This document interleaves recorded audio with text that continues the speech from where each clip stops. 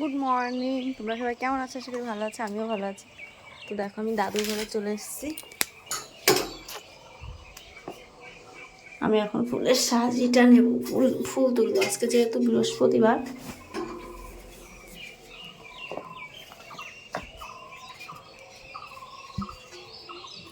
চলো দাদুর ঘরটা আটকে দিই। এই যে ডালা নিয়ে নিয়েছি, আর এখন যাব হচ্ছে ফুল তুলতে। তো চলো ফুল তুলে নিই, তারপরে তোমাদের সঙ্গে আবার কথা বলছি। ওই দেখো আমার গাছের ফুল ফুটে আছে। ফুল কিন্তু আমার বাড়ির মধ্যেই থাকে, যেহেতু পাঁচিল দেওয়া, তাই বাড়ির মধ্যে ঢুকে কেউ তুলতে পারে না। আর যেদিন ফুল বেশি ফোটে, এমনিতেই মা যখন ফুল তোলে তখন কিন্তু ফুল রেখে দেওয়া হয়, আর সেই ফুল দিয়ে অন্যরাও নিয়ে যায়। কিন্তু ভোরবেলাও রাস্তা দিয়ে যারা যায় তারা যে কি অবাক কাণ্ড করে, তোমরা গাছ দেখলে অবাক হয়ে যাবে। রাস্তার গাছের ফুল একটাও থাকে না, আর যেহেতু আমার বাড়ির মধ্যে ফুল গাছ, তার জন্য আমি ওই কটা ফুল আমার গাছ থেকে তুলতে পারি। আর রাস্তায় যে কটা হয় সে কটা আমি একটাও পাই না। তারপরে চলে আসি ঠাকুরের থালা বাসন ধুতে, যেহেতু আজকে বৃহস্পতিবার। তারপরে আসি হচ্ছে রুটি করতে, যেহেতু সব কিছু তাড়াতাড়ি করতে হয় বৃহস্পতিবার বলে। তারপরে আবার ঘর মুছতে হবে, অনেক কাজ। তো দেখো দেখতে থাকো বড্ড তোমরা। ভালো থাকে না? হ্যাঁ, বই পড়া রেখে বড্ড ভালো লাগে আকাম করতে। এই যে হ্যাঁ, ধূপকাঠি টোকাই নিয়ে আইসো।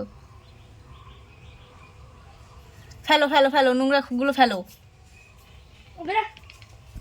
এই ফেলো। কিসের জন্য তুমি আমার দোকানে না রাইতেছ? তুমি ভালো কথা ওটা বাপি ফেলছে। এই দেখো আমি ঘর মুছছি, যে জানলা মুছছি, যেহেতু বৃহস্পতিবার আজকে, তার জন্য ঘর মুছে নিচ্ছি। তো আমার অনেকটা মোছা হয়ে গেছে, আর একটু বাদ আছে। দুষ্টুমি করে, বাইরে বসে দুষ্টুমি করছে বসে বসে। তো চলো ঘর মুছে নিয়ে তারপর তোমাদের সঙ্গে আবার কথা বলছি। বিছনা চাদর, বিছনা, তো কী হয়েছে বলো তো, এই ফ্যান খুলে তোমার দাদাভাই মুছেছে, আর এই বিছনা চাদর পুরোটা বিছিয়ে রেখেছে। এইমাত্র আমি গোছালাম, আর এই দেখো চারিদিকে সব নোংরা পড়ে আছে। দেখো বারান্দার অবস্থা, দেখো এই ফ্যানও মুছেছে।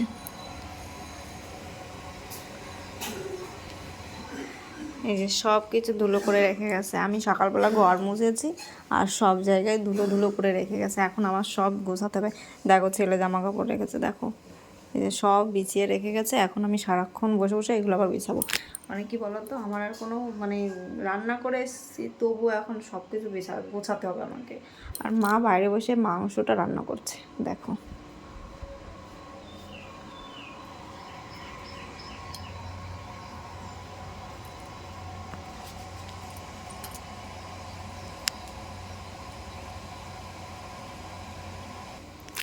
কে হচ্ছে বলো তো, বাইরে ভীষণ রৌদ্র, তাই মা ওইখানে উনান ধরিয়ে বসে আছে, দাঁড়িয়ে আছে পাশে। ভীষণ রৌদ্র, বাবাকে বলেছে যে একটা তাঁবু টানিয়ে দিতে। তো দেখি তাঁবু টানিয়ে দিলে তারপরে রান্নতে আবার সুবিধা হবে। শুধু মাংসটাই রান্না হয়, আর কিছুই রান্না হয় না ওইখানে। তো চলো আমি এগুলো গোছাই, তারপরে তোমাদের সঙ্গে আবার কথা বলছি। তো তারপরে বিকেলবেলা চলে আসলাম। দেখো এখানে আমি ছাদ থেকে জামা কাপড় এনে সেগুলোকে আমি গুছিয়ে রাখছি, আর তোমাদের সঙ্গে আর সারাদিনে কী কী করেছি সেটা ভিডিওটা তোমাদের সামনে শেয়ার করতে পারিনি।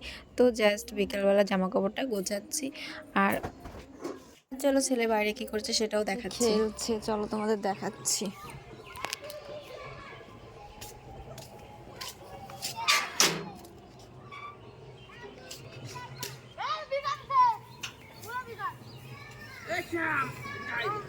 এদিকে আয়, এদিকে আয়, এদিকে আয়।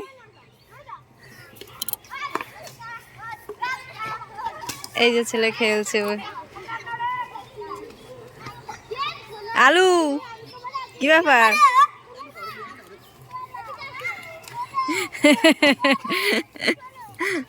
ছেলে নাচ করছে।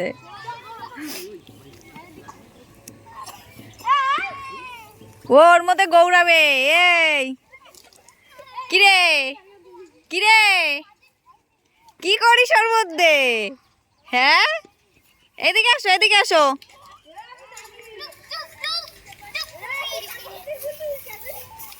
সবাই মাঠে খেলছে, আর আমি এখানে দাঁড়িয়ে আছি।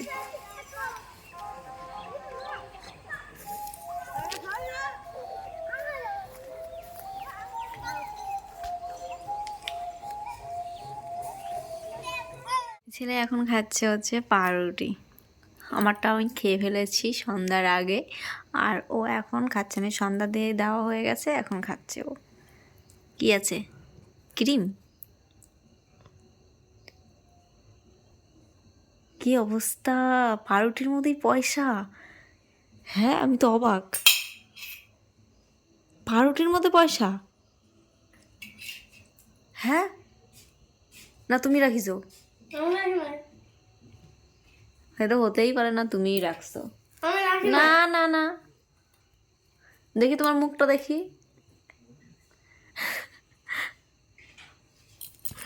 পাউরুটির মধ্যে কোনোদিন পয়সা থাকে? এটা ভাবা যায়? হ্যাঁ, তুমি ছাড়া কে রাখিছো বলো? ডাক্তারের পাশে আমি। হ্যাঁ, ও ছাড়া কেউ রাখেনি কিন্তু। এটা আমার সঙ্গে চালাকি করলো। ওর জন্য বারবার করছে, মা তুমি একটু ভিডিও বানাও, আমি খাই, তুমি একটু ভিডিও বানাও। তার মানে তুমি টাকা নিজে রেখে তারপরে বলছো, তাই না? হ্যাঁ, কি অবস্থা! তো চলো গাইজ, আমি পরে আবার কথা বলছি তোমাদের সঙ্গে। এই হচ্ছে আমার রান্নাঘর। আমি রাত্রিবেলা থালা বাসন সব কিছু ধুয়ে গুছিয়ে রেখে দিই, কারণ এটা আমার শাশুড়ি মার বলা কথা যে রাত্রিবেলা সব কিছু ধুয়ে গুছিয়ে রাখতে হয়। তার জন্য আমিও ধুয়ে গুছিয়ে রাখছি। আর তোমাদের যদি এই ভিডিওটা ভালো লাগে, like comment share and subscribe করে দিও। যারা ফেসবুক থেকে দেখছো তারা ফলো করে নিও। আর সবাই ভালো থেকো, সুস্থ থেকো, বাই, টাটা।